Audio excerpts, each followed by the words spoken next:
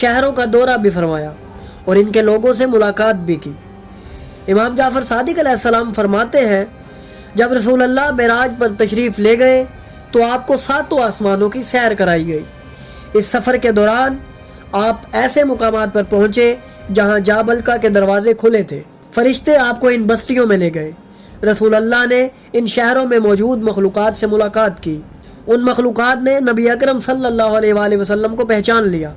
ان کے بزرگوں نے عرض کیا، اے محمد، ہم نے تمہارے ذکر کو کتب میں پڑھا ہے، تمہارے نور کو آسمان میں دیکھا ہے اور تمہارے قائم کے ظہور کا انتظار کیا ہے۔